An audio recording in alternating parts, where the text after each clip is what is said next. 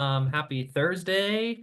Happy Pro Power Hour. My name is Chris Weldon. I'm one of the community managers with Housecall Pro. This is our Pro Power Hour series, webinar, training, whatever you want to call it. We do this every Thursday right around this time, 3 Pacific, 6 Eastern. And every week we take a feature, maybe a couple of different features, and we do pretty much a full demo, full walkthrough. We talk about the values of using each product or feature, and then Phil does a wonderful job giving us a demo. We take your questions. And so if there's anything we haven't covered, would love to hear your feedback. We have a help article that we'll post in both the Facebook chat and in the Zoom chat that you can go back and watch all of our past recordings.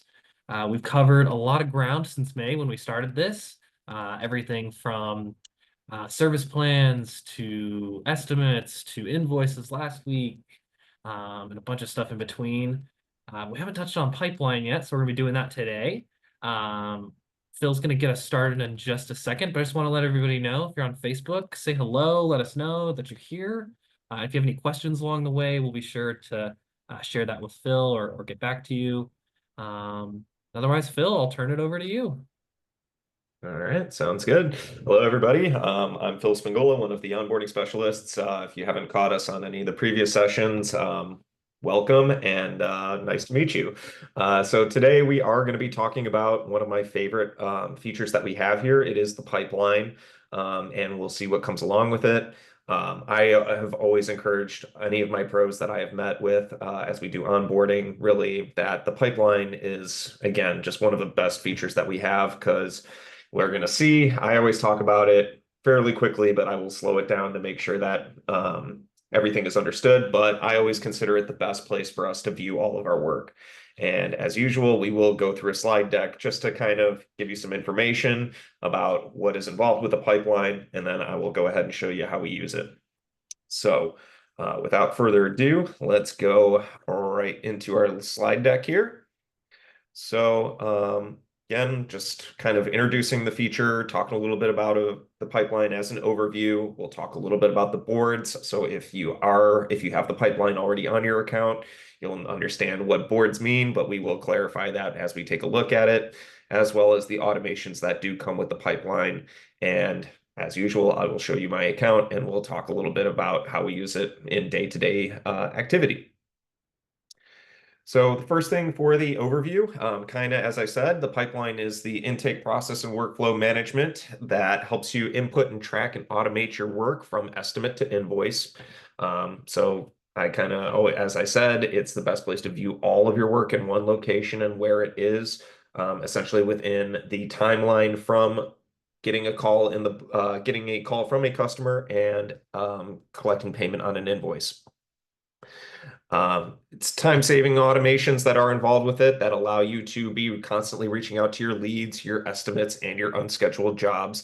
So that way, again, the motto over here is we want to give you time back in your day. So with these automations, we basically will reach out to your customers on your behalf about 3 times before we may actually have to hop on the phone and give them a call. So what's included with the pipeline, really from start to finish, it's an easier way for you to handle job details. You'll be able to see how we can drag and drop workflow management board that tracks the customers across their life cycle. Now, I call them tickets. People call them cards. We're going to take a look at those. So when I'm talking about tickets, understand that's what I'm talking about when we are looking at the drag and drop feature. Customizable automations that allow you to improve your conversions. So as I was talking a little bit earlier, is that we will have these automations that will reach out to your customers on your behalf about 3 times each, depending on which stage that this project is in.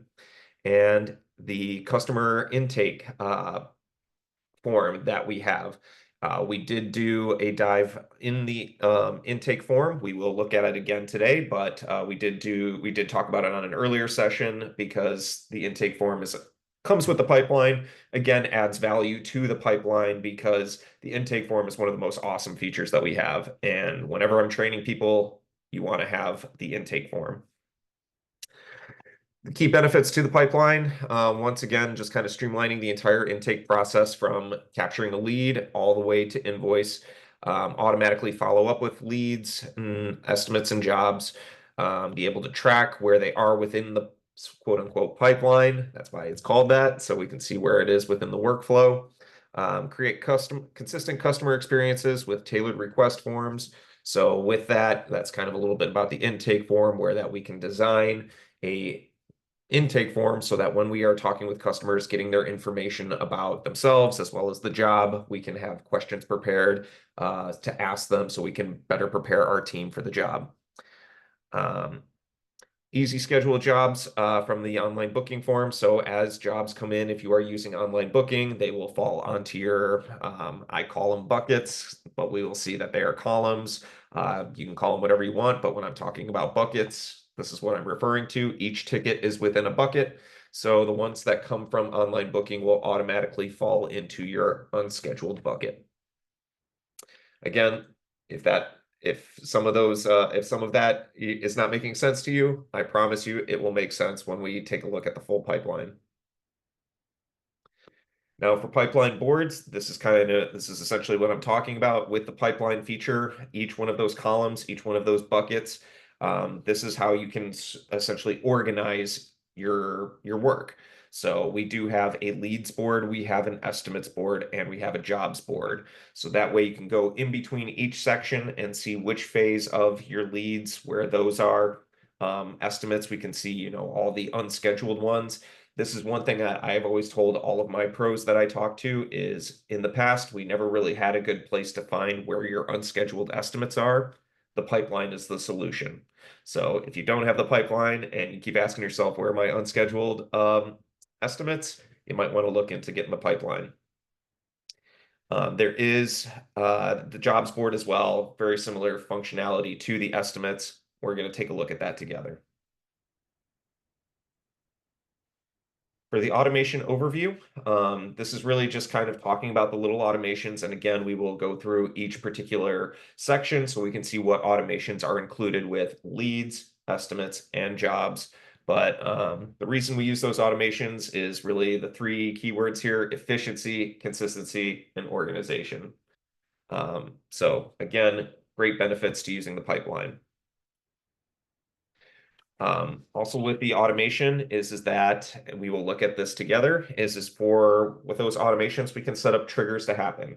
And there's about three for each. So 3 for leads, 3 for estimate, 3 for jobs before completion of the lead, of the estimate, and of the job. And then there's typically 2 or 3 automations for after it's been completed. We will go ahead and take a look at those together, but here is an example of a breakdown of one of the triggers, which is, something along the lines of, hey, after 7 days, I sent this estimate to a customer and 7 days have passed. So what will happen is we will resend that estimate with a text message and an email basically saying, hey, we sent you this estimate about a week ago. Any movement on this project? Again, we will take a look at this together. So let's go ahead and take a little demo. And so let's kind of start from square one. So looking at your account, if you have the space up here for the pipeline, it will say pipeline. Otherwise, you will go to the more button, and there's going to be the option for pipeline. So let's kind of start from the top here with leads. So these little again, I call these tickets. You can call them cards, whatever you want to call them, leads. But this ticket right here, as we can see, this is a new lead that came in, and it's sitting here in the new lead bucket. Now, as we talked about from the slide deck, is you do have the ability to manually move these across into different buckets. You do have the ability also to move them to other buckets just by simply clicking on the drop-down menu here. So we can either move it back to unassigned or assigned, or any one of these options. So if it was a one lead, we can go ahead and say, yep, this lead was 1. And now when we screwed over, we can go ahead and see it's now in the 1 bucket. Before we dive into some of the others, I just want to point out some of the other ways of looking at this. You do have the ability to search for specific leads, estimates, or jobs using the search bar up here. and you can filter for any with the filter button. So look for any employees or lead tags, job tags, estimate tags on those particular pipelines, lead status, job tags, things like that. We'll take a look at those filters when we hop into jobs. There is also on this side where you can change how you are viewing your pipeline. So the first one that we're looking at is what is the board view. There is an option for table view, which pretty much kind of puts everything in a list. And so if you prefer it this way, certainly feel free to look at your pipeline this way, and you'll see all the statuses over here, along with when the last time that status was updated on the far right. Or, yeah, far right. All right. So that's really for leads. Estimates. As we can see, my board is a bit more, has more information. I don't really do too many leads, but for estimates here, as I mentioned, here's the spot for your unscheduled estimates.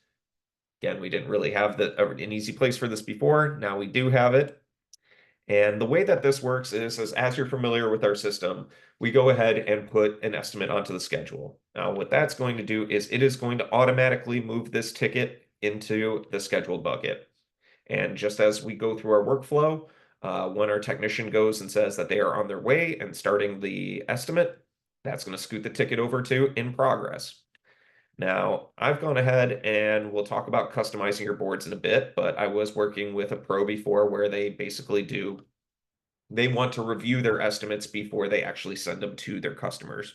So the way they set theirs up is we have our in progress, and once their technicians are done, they manually move the ticket over into in review so that they can review the estimate, make any changes that need to happen, and then when they send it off, it will move over to completed, and they can go ahead and say that, hey, we're done with this estimate. When they actually go ahead and send it off, that's going to scoot it over into the sent. So that way we can keep a track of how many time or how long it's been since this estimate has been sent to a customer. And as we scroll down, as I mentioned about the automations, which we are going to look at in a minute, but as I said, they will reach out on your behalf if you set up those automations. So for this particular estimate, I can see that Housecall has already reached out to this customer once.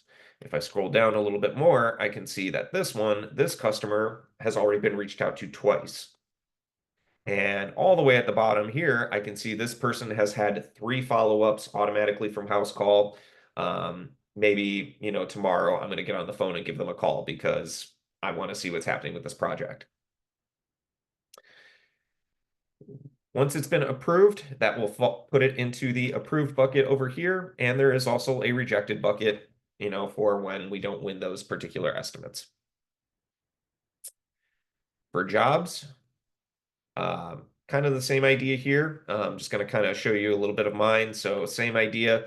I was working with a company where they do something called a job check. So before they even create a job, it's almost like a preliminary inspection for the job. So what they did is they put all of their unscheduled jobs into the job check. That way they would be able to assign them.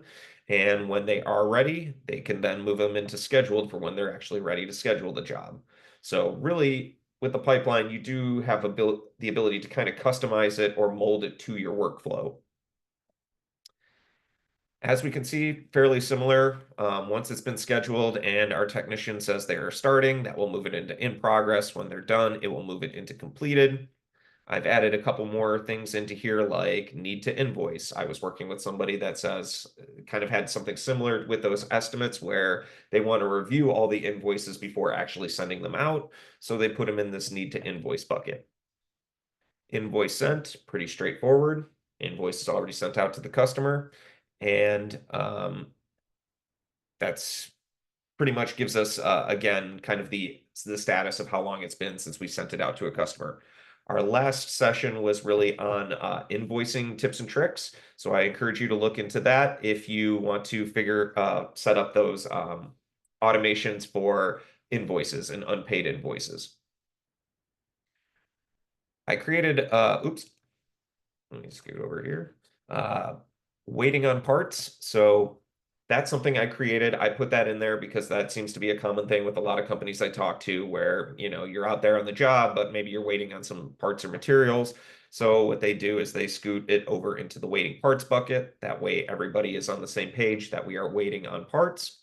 I did also create a callback column here so that way, when you are using the callback functionality, if you use that within house call, it's not going to automatically put that in this bucket. So let me be very clear about that. That is why I put this in here. And if you do a lot of callbacks and want to have a callback bucket here, those will have to be moved over manually. And then really from there, we have the same thing kind of, let's see, we call back. We do have on hold. Some people put callback and waiting on parts into hold, or you can use that for any other reason. I just kind of split it up just so that we can understand that we can customize our own boards and you can fix it again, mold it more to what your workflow is. And then the last option is invoice paid.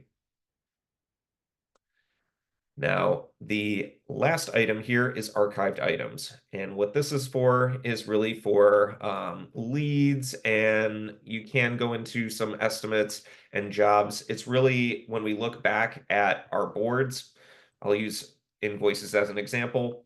So we don't want this invoice paid to be like completely full of tickets. Otherwise, it's going to take forever to find them. So you can set up some automations, and we're going to take a look at that in just a second where, if this invoice is paid, it's going to sit in this bucket for maybe 2 or 3 days, and then we're going to archive it. So that way your board stays clean and you can keep looking at more recent jobs instead of having to search for them. Those will go to the archived items, so that way you can always pull up the list and call back on any previous work. So let's talk a little bit about, let's start with customizing the boards because I just kind of want to go from the board back into the automation. So when you click on customizing boards, it will take you to your account settings. And as you can see here, there's a spot for leads, estimates, and jobs. And we already have a couple that are already pre-built just to make the pipeline work, which would be like a new lead. Let's kind of move away from leads and talk a little bit more about jobs. So new job, that can be turned on or off. There's options for deposits, loans, need to order materials, waiting on materials. And as we see, as we keep going, here's some of them that are needed for the pipeline to work, like unscheduled and scheduled. I created this job check, return call needed, and you can always turn any of these on or off that you need. You also do have the ability to add your own column, which I've talked about already, but to do that, there is the add column button right there. And when we click on it, that's going to say, well, what do we want to call it? Just call it a test. Where do we want to put this? We can have it to the left or the right of a specific column, and we can select which column that's going to be. So maybe let's do unscheduled. All right. So now when I screwed on over, where was it? There it is. So to the right of unscheduled, there's the test one that we just created. All right. Scooting on over to automations. When we go into automations, first, you have the leads. Now, this message, I don't have the text messaging hooked up to my specific account, so we just won't really see the text messaging side, but you'll see essentially how this is going to work. So for a lead, when a lead status is in first contact for 1 day, then send a text message to the customer and update the status to second contact. If I want this to happen, I can simply turn it on. The reason it's not letting me is because I don't have the text messaging feature. But so let's go over to estimates where this is actually going to work. So with estimates, in this example, when an estimate status is sent and 1 day goes by, then resend the estimate to the customer and update to first follow-up. All right, I'll go ahead and turn that on. And you also have the ability, if I click on this pencil, to make any changes to that specific frequency that we want to set up. So do we want 3 days to go by, 5 days, a week? Yep, you can go ahead and set that up. Next would be what condition you want to do. So if you want it to be customized it so it goes to a specific tag, a specific customer tag, for these automations. You can certainly set that up so that certain customers get the reminders, other people do not. And you can see then resend the estimate to the customer. And there's a place to customize the message. So when we click on it, if you do have the text messaging feature, up here is where you can read what that text message is going to say, and you can edit it and customize it to say whatever you want to. Underneath here, this is where the email comes out. So you, again, can customize the email to say whatever you want, and that's what's going to go out automatically through these automations. And then lastly, you can update the status. So you can choose a particular status so that when this happens, it moves to a specific bucket automatically. Now, usually our defaults is that if it's reaching out the first time, we want it to go to that first follow-up bucket, and so on and so forth, second follow-up, third follow-up. There is also the ability, if you can see right here, to send out these notifications to customers that have notifications turned off. So again, we give you a chance to kind of override that if you want specific customers to fall into being able to receive these automated messages. So looking at some of these others, like my second step here is if a estimate is in first follow-up for 5 days, it's going to go ahead and send off that text message and that email again. So now Housecall has reached out to the customer twice on my behalf.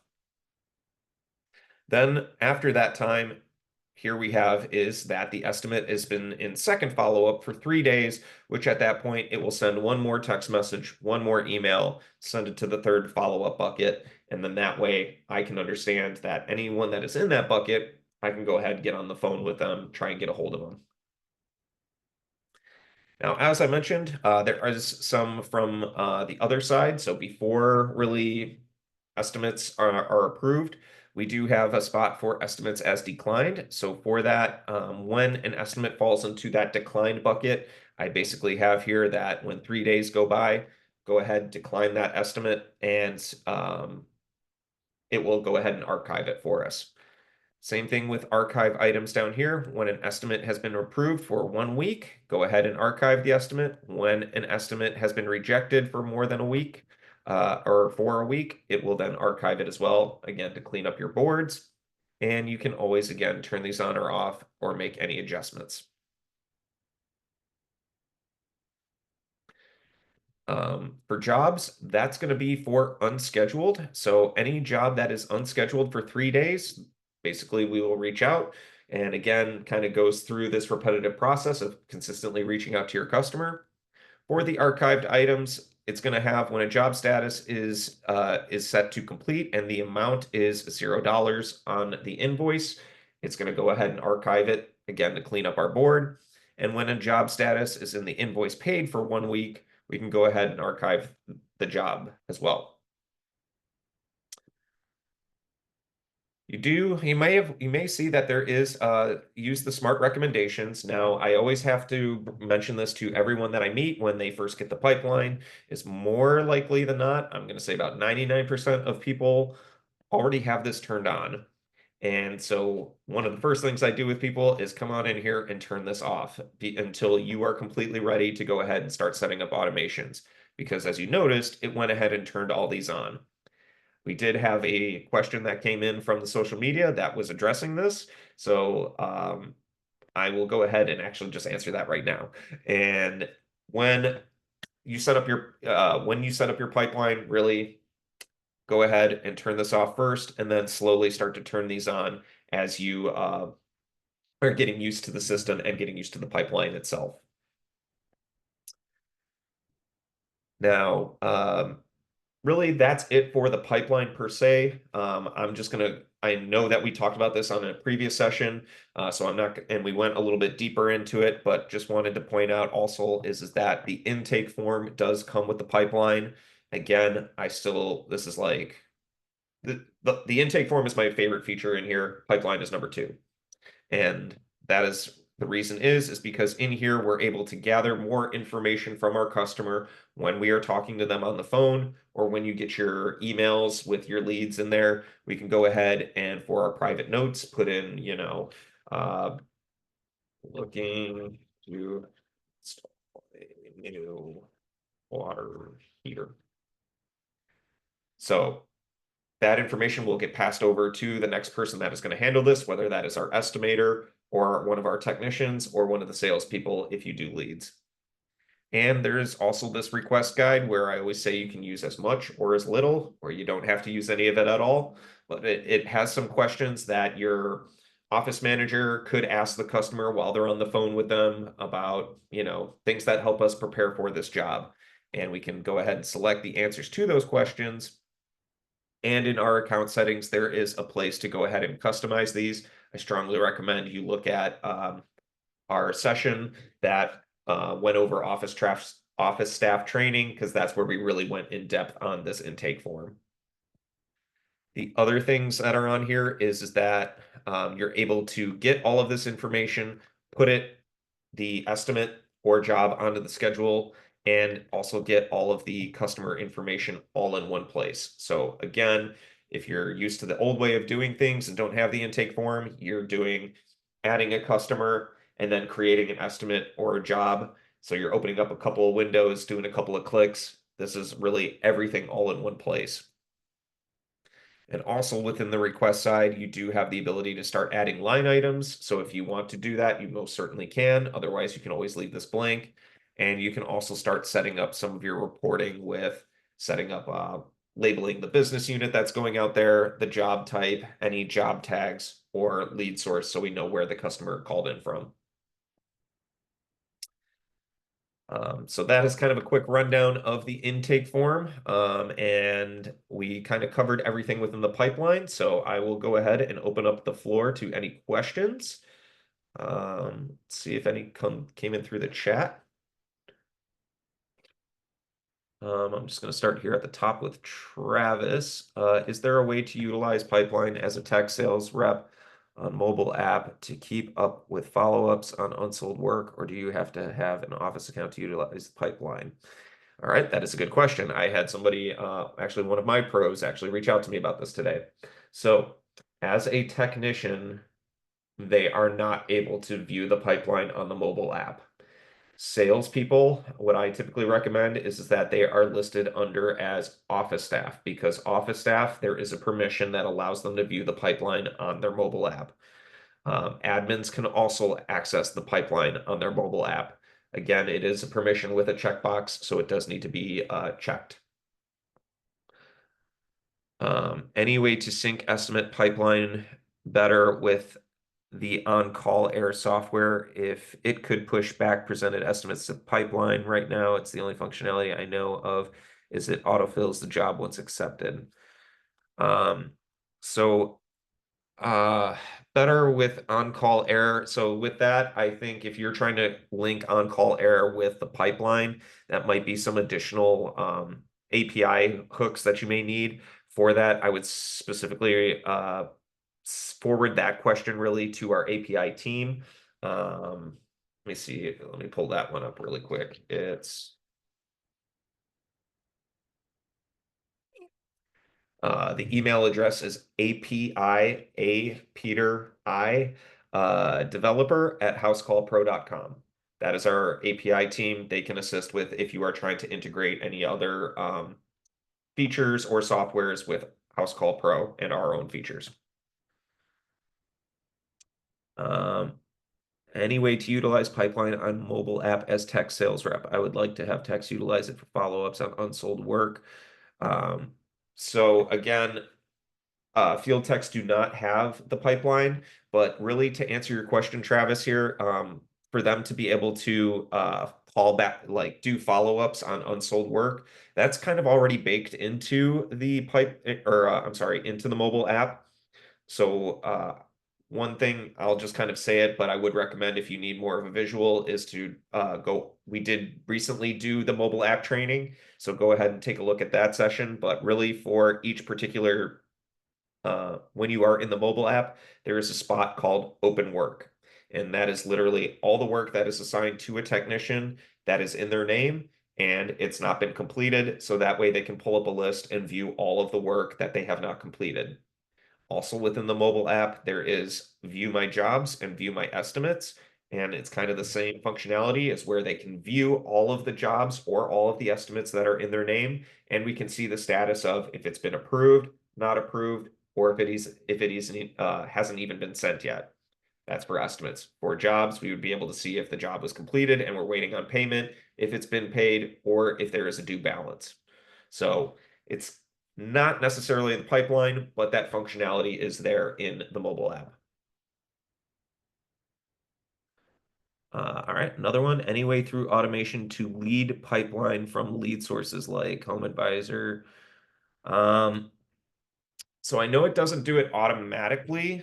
Um, you could create buckets for your lead sources. I just don't really see how that would be beneficial within the pipeline because the best way to track your lead sources is by using that lead source field. And then you can always pull a report within the reporting tab.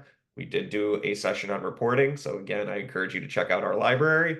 But that is where you would want to view all of your leads and be able to see how your marketing leads are doing for you. All right. Here's another one. Is there a limit on how many different boards we can have? Um, if so, really the three are just leads, estimates, and jobs. But when it comes to the buckets, if that's what you're talking about, those buckets, I believe that there is none. Let me just double check that. I'm 99% sure that there is no limit. Uh,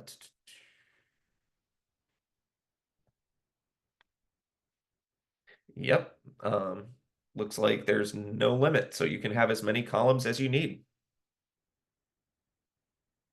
All right, and then it looks like just a couple of where to find the library. So looks like we're set with the chat questions. Now I'm going to go ahead and pull up the ones that we gathered before this. Certainly feel free to add more questions to the chat. I will get to those as soon as we answer these questions that have been submitted. So okay, we got a couple. Okay, it looks like these new ones we already answered, but I'm going to start at the top. So, Joe, pipeline. Any way to make it so a customer approves an estimate and have it automatically go to jobs for deposit needed? Joe, the answer is going to be no. For that, that's going to have to be manually moved over. So when an estimate has been approved, it will fall into the approved bucket. So really from there, once it's approved, somebody is going to have to copy it to a job to get it onto the jobs board. And we did see that there's a place for deposits or you can create your own deposit needed box. And if you use the one that we provide, it will work with when you say that you need a deposit. But if you want to call it specifically like deposit needed, again, I'll go ahead and share my screen just so that we're all talking about the same thing here. Okay, so there's the deposit needed. So if we were to create a job and there is a deposit attached to it, it will fall into the deposit needed. And once it's been paid, it's going to fall into deposit collected. So yeah, Joe, I guess the answer is kind of yes and no. The estimate side will have to be done manually because once it's approved, we do have to copy it to a job. And once it's copied, if there is a deposit on it, it will fall into that bucket. All right, next question is from Aaron. I use Pipeline and I was hoping my lead tech could see it and move items like I can from the mobile app. All right, we did kind of address this already, is that field techs do not have access to the pipeline. That I actually, after I spoke with my pro today, I did send that up as a pro vote. So if that is something you want to see happen, I strongly recommend that you go to the blue chat bubble and submit what is called a pro vote, PROVOTE. A&J's removal. Is the customer intake flow included with the pipeline add-on or is it part of the voice package? Well, A&J, it's part of both. If you get VoIP, you get the intake form. If you get pipeline, you get the intake form. The intake form is not available by itself. Jeremy, can I set up a setting or notification that when using the pipeline, it will notify my CSR that a new lead has been assigned. Right now, my CSR has to refresh the screen every time. So I know that we are making improvements to notifications within the software. Currently at this time, more than likely, they're going to still have to continue to refresh their screen when one comes in. Just simply because if, I have a second computer over here where my other office manager is working on, if they go ahead and put in a new lead, it like doesn't automatically show up on mine. We have to refresh the screen so that I can see what they did and see that it was saved into the system so I can view it too. Um, Ross, I thought I saw a post where someone using the automations in the pipeline had a text notification go out at midnight. Exactly. So this is what we're talking about. When I was talking about automations, texts go out at midnight to their customers. I don't want this to happen. Does anyone know why? So that is why I showed you all within automations where to go ahead and turn off all of those automations and then slowly start to go ahead and turn them on. I do know that those notifications do go out kind of late in the evening, early morning. I don't necessarily, I know why. I just don't have the best way of explaining it. It's just kind of the way that the system is automated and they go out at that specific time. Um, Lucky Ducks. I am really bad about following up on permits and inspections. Does Pipeline offer anything that helps me keep track or set reminders once I finish and an invoice a job that doesn't get completely lost in the weeds? All right, so let me think about this. Does the Pipeline offer anything?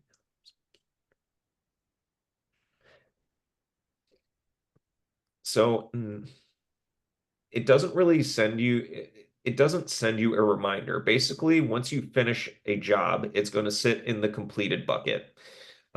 So that way, that's kind of your reminder. It's not, again, I know it's not necessarily like a notification or a ding or anything, but when people are using the pipeline, I strongly encourage them to honestly, if you have a second screen, keep it up on your second screen all day because again, best place to view all of your work in one location. And then that way you can see how many were completed so that that way you can go ahead and invoice it whenever you're ready and it will not get lost in the weeds. All right. And then those were the ones that really came through. The other ones here we already answered in our chat. So any other questions? Anything from the Facebook side, Chris? I'm doing a double check right now. I think Lauren and I have been in there. I think we've answered all the questions. Yes. Yes. Um, yeah, any other questions, y'all, before we go? I just dropped the recording library, posted it a couple of times in the chat. You can go back here and see all the past sessions. Laura, I see your question. Yes, so two messages above, you should see a message from me. It says see all past sessions in our library here. If you click that, it'll give you a list and it'll have all of the recordings, all of the topics, as well as the help articles that go with those. We did just have one more come up on Facebook. This is from Mark. He asked, in pipeline, can we set up auto invoicing for when it hits 30 days late, it automatically will send an invoice again with interest, same for 60-day late, 90-day late, etc. Okay. There's a couple of things there. So one is that the pipeline doesn't do the invoice reminders. We talked about that on the last session. That is a separate setting in your account settings under invoices. And it's just want to make sure I get the wording right. It is going to be under automations. And that's where you can send an unpaid invoice reminder and set up your frequency. Now, adding interest, it does not do that on its own. That is something that you would have to do manually. And then I did see Ulysses here asked about different tiers and prices. I would probably recommend reaching out to our blue chat bubble so that they can give you a complete breakdown. Unfortunately, I'm not a salesperson and Also, we have been making some changes for future plans. So that is a question better asked for a sales rep. Yeah. I do see we have an anonymous question here in our Q&A. Asking about providing the email again. I'm assuming you might be referring to our library. So I just gave you the link to that. You will get an email after this session. If you're in this Zoom room, you'll automatically get an email after this session. Either sometime tomorrow or on Monday. You should be receiving that. Oh yeah, and here, if you are referring to the API email, I'm going to throw it up here in the chat. API developer at housecallpro.com. Okay. 3, 2, 1. I don't see any other questions. Y'all, I do wanna just recommend if you're watching the recording on YouTube or on Facebook later on, feel free to drop your questions in the comments and we'll be sure to get back to you and make sure that we answer those. And if you are watching this on Facebook and you want to be added to our email list, so that you get the recordings every week. They do live in the group, but sometimes it's nice to get that direct recording sent to you. Shoot me a direct message with your email, and I'll add you to the list, and then you can join us on Zoom as well. Otherwise, we'll catch everyone back next week. Don't remember what our topic's going to be, but I'll definitely post that. QuickBooks. Is it QuickBooks? It's QuickBooks, or Oh, that's at least what you put up here. may or may not do QuickBooks. We'll see. I'm working to get James Greiner to join us for that, so we'll see. But otherwise, y'all, if you have any suggestions, let me know, and we'll see you all next week. Thanks, Phil. All right. Sounds good. Thank you all. Bye.